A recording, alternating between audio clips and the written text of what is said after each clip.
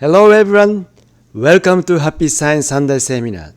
I'm Bobby Mai, Minister of Happy Science. Thank you for coming. Today, I'd like to study about this book, The Laws of Success.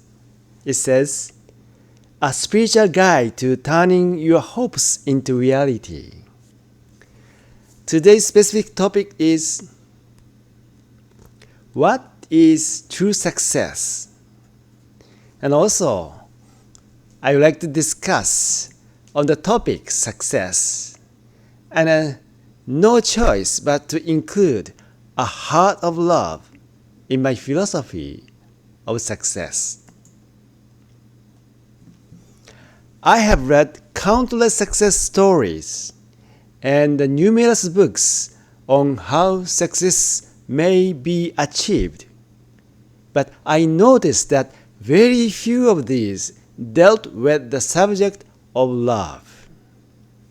However, success that does not take love into account will be shallow form of success. Whether a person can be considered truly successful or not depends on whether they retain the heart of love. I do not feel someone to be successful simply because they have made a lot of money, enlarged their company, or increased their social prestige. While this kind of external growth is necessary, what is more important is what lies behind it. Whether their heart is filled with love, being continuously ablaze. Success without love is no success at all. People who do not possess love will not be able to understand bringing happiness to humankind or making others happy. And the true meaning of the terms, what happiness can there be if you are unable to make others happy? What success? Even though these individuals may believe that they have managed to achieve success, if everyone around them is filled with sadness, then what kind of success will that be? What kind of an accomplishment will they have achieved? It is most important to retain thoughts of love, heart of love, and if by doing so you are able to influence others, to enlighten them, how wonderful that would be. But what do I mean when I talk of heart of love? How do people define heart of love? To explain this, I would like to propose these conditions that must be met. Heart of love means, first, a limitless interest in one's fellow humankind. One condition that all successful people share in common is infinite interest in others. To put it another way, people who know nothing about human nature will not be able to hold true heart of love. In order for heart of love to be true, it is necessary to hold a limitless interest in a large number of people. The second condition to possessing heart of love is to have a deep insight into oneself. You must look deep inside yourself, because those who are unable to find truly good things within themselves are surely unable to understand it. Meaning of true love. Unless you have looked into the farthest recess of your heart to discover true love, your true self, you will never be able to understand what is meant by heart of love. Your true self is that important. if you are unable to meet this wonderful being, your wonderful self, then you will not be able to understand love. To put it this another way, at the very least, a person who is incapable of discovering something wonderful within themselves will have great difficulty in discovering in it others. You must be able to find something wonderful within yourself, to have that capacity, to have a sufficiently gentle outlook. Because it is only when you turn this on others you will discover heart of love for the first time. The third important thing when talking of heart of love is that you always wish to enlarge that love. Your heart must always be of development within love. It is no good to be forever looking for satisfaction within something small. Do not think that you will be able to achieve heart of love through small self-satisfaction or minor good intentions alone. I believe that love embodies in its development. Continue to discover wonderful self and strive to create something wonderful in many ways in your relationship with others. Build wonderful relationship with others. Discover lots of wonderful people and help people grow wonderfully. Never set any limit to this endeavor. These are what are most important. Now, let us watch Master Oka's lecture titled, "You will be happy when you try to make people happy," followed by the testimony of Ms. Lydia, who changed her life by knowing the true meaning of love.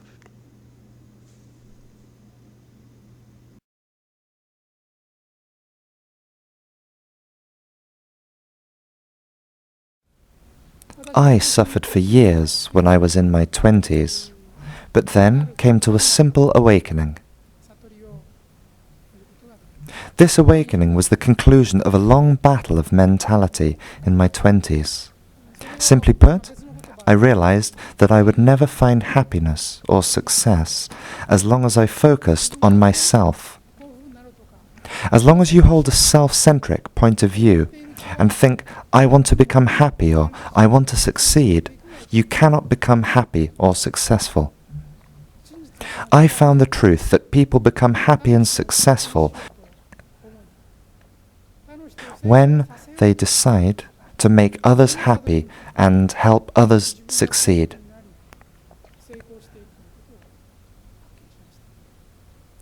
While this truth is very simple, this teaching is a part of all world religions. We call it the Golden Rule, and this truth is always included in each world religion. Those who live self-centered lives have extreme difficulty realizing this simple truth. They are just not able to realize this unless they experience a setback or adversity and open their eyes to the spiritual truth. So, if I were to give you one bit of advice as you begin your professional careers, it would be a person who brings happiness to others. This is the path to your success. Become a person who can bring success to others. This is the path to your success as well. This truth will be the deciding factor on whether you will become a success or a failure in the professional world. Being successful or not comes down to a single thought. Those that are self-centered will not succeed. It's the other way around. Those who have the success of other people in their minds will succeed themselves. People tend to see things from a self-centric perspective. That is why it is important to change your way of thinking and keep an attitude that will help others find happiness. When you are able to see from this point of view, the doors to gaining your recognition in your career will start to open. I would like to emphasize strongly that this is the way to achieve self-realization.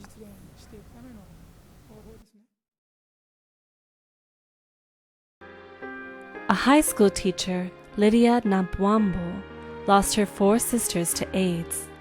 Later, her husband ran away when she was pregnant. She was in a deep loneliness and sadness when one day, invited by her friend, she listened to Master Okawa's lecture, Rebuilding Your Life. When I learned, well, there is some time when I learned the principle of love. So I learned that love is not something you take, but something you give. You should not always complain that you're always supposed to be given love, yet you yourself, you don't give love. I used to get angry in anyhow, but at least when I recite my Dhamma, I read my books, at least I have a peace of mind. I just don't get annoyed. Now I see many of my friends know that I've changed. I want to refine more of not complaining so that at least I earn that title, at least I have wisdom with myself. One thing I also appreciate from Master Okawa for the teachings and the preachings. Now, let us practice self-reflection on success with the heart of love. Please reflect on following points. First, what is the vision of your success? What is your vision of your success? Second, is your success motivated by love or desire for the self-realization? Third, recall your memory, how much you are supported by the people around in your life. I will repeat again. First, what is the vision of your success? If your success motivated by love or desire for the self-realization. Third, recall your memory, how much you are supported by the people around in your life. Let us start.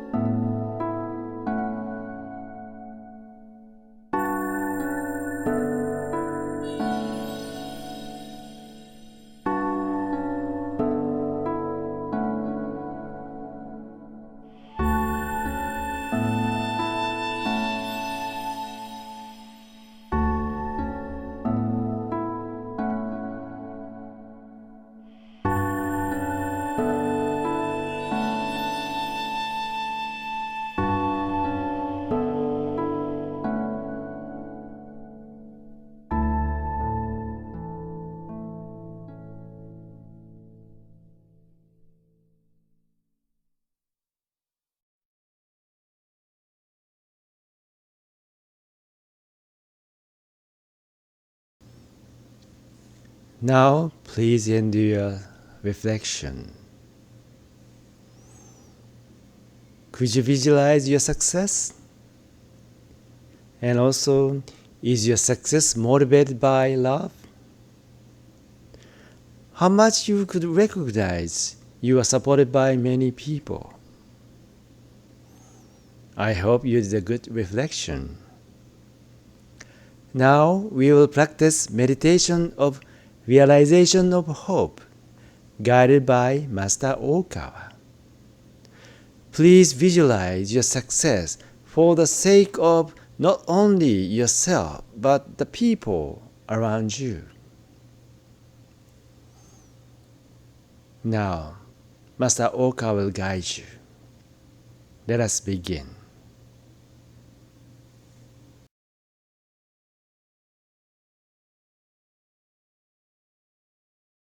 Let us now move on to the second meditation, meditation for the realization of goals. Meditate on what you want to accomplish in the coming year. Envision yourself realizing these goals. I'm sure that each of you has something that you want to accomplish more than anything else in the next year. I'd like you to visualize it very hard. Now, sit up straight, steady your breathing, and close your eyes gently. Think of what you want to accomplish the most this year and enter the meditation of the realization of goals. Tell your mind of your goals for this year and call to mind your deep conviction to accomplish and realize them. Begin.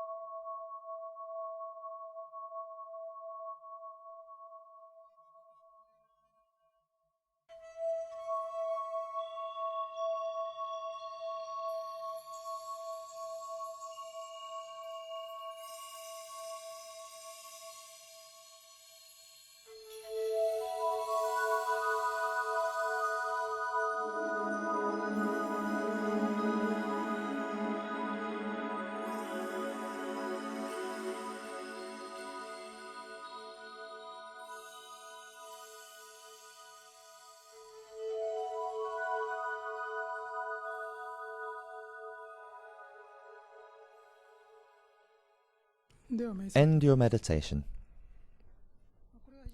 This meditation is very important because you focus on a concrete goal like the one for next year. During your meditation, you focus your will on the course that you want your life to take over the next year, or what you want to become like in 1 year. And it's important to make a habit of reflecting on whether you have accomplished the goal at the end of the year. Picture yourself a year from now, and focus strongly on what you want to happen. Then, reflect on how you do at the end of the year.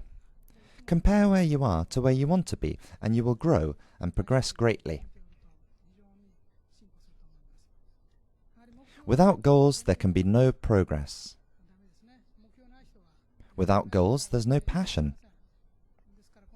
Therefore, it's vital that you define your goals and ideals and focus on achieving them.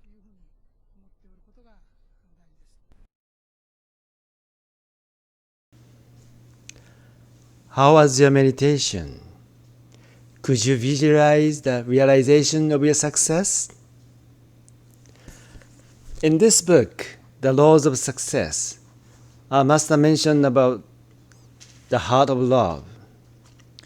Without love to guide us, we wouldn't know how to bring true happiness to humanity or what needs to be done to bring others joy.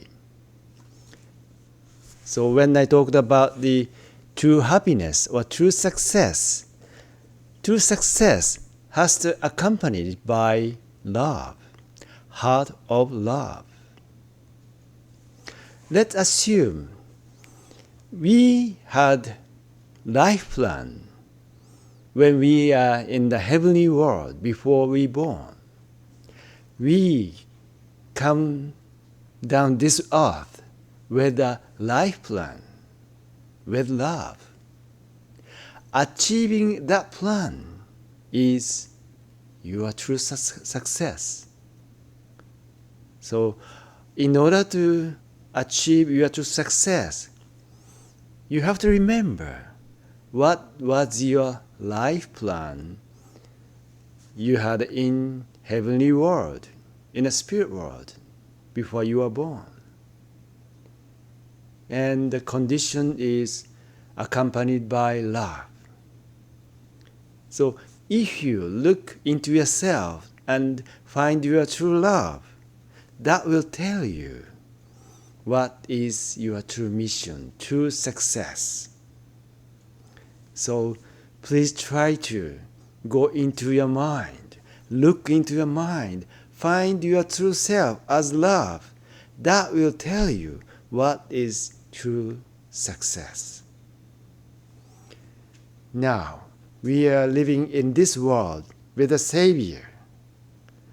When Savior is on this earth, our mission is spread the name of the Savior.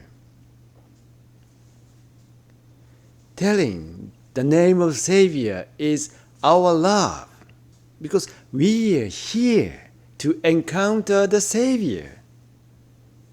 So in order to let the people encounter the Savior, what we can do is spread the teaching of Savior. So the teaching will tell them who is the Savior. That is our mission, a disciple of Alcantara. Now we are studying about the success, but that is a true success. Spreading teaching and let the people know the name of Savior. That is Alcantara. Thank you very much for joining us today, and let's keep on going, and let's achieve our success. Thank you very much for joining us today, and I'll see you next week at the same time and the same way. Goodbye.